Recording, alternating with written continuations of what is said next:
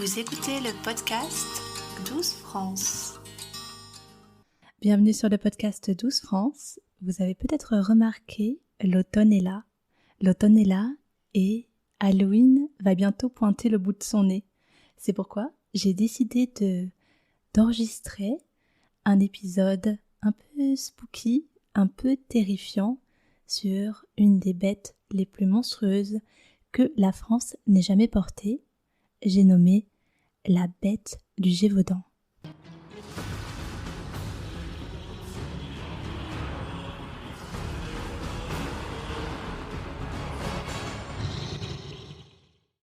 Retrouvons-nous en l'an de grâce 1764 et plus précisément le 30 juin. Un gros loup qui n'en est pas un au poil roux vient de s'immobiliser devant une fillette, Jeanne Boulet.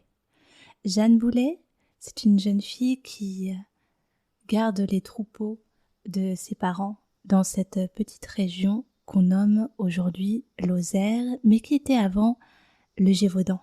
Jeanne, elle a l'habitude des loups, donc elle se saisit de son bâton, d'une pierre, elle essaie de frapper ses sabots l'un contre l'autre pour faire fuir la bête, mais rien n'y fait.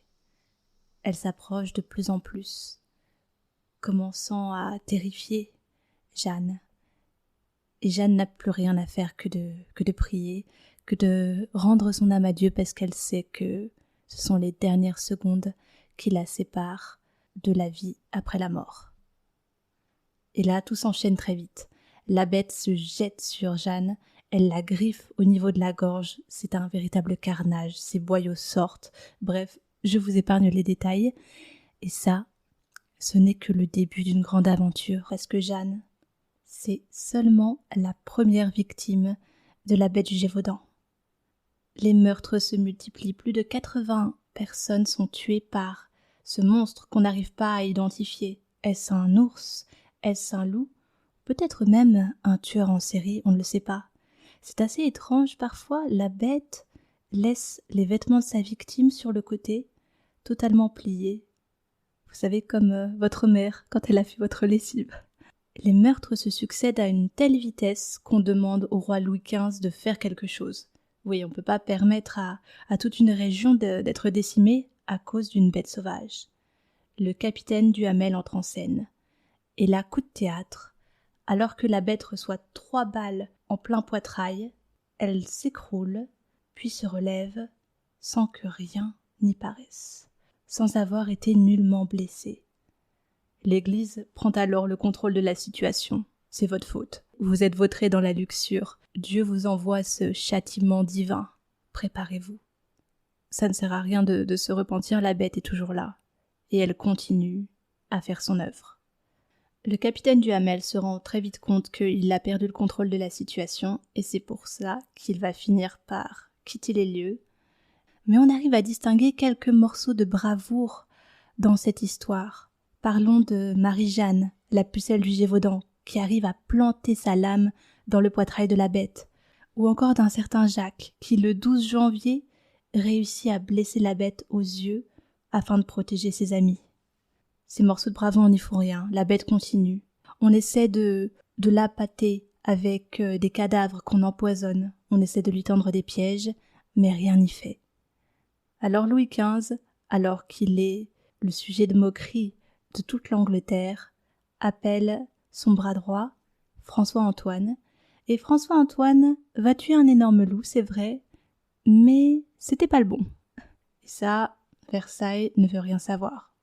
Ils montrent le loup, ils l'empaillent, ils font tout un spectacle pour que les aristocrates de l'époque se rendent compte que c'est terminé. Et ce n'est que 2 mois plus tard, alors qu'une jeune fille vient de perdre la vie, qu'un certain Jean Chastel décide d'y aller. Parce que cette petite fille, il l'aimait profondément, comme un grand-père. Jean Chastel se met en route, il va voir un prêtre pour faire bénir la balle qui est censée tuer la bête du Gévaudan, et il s'assied, attendant qu'elle arrive.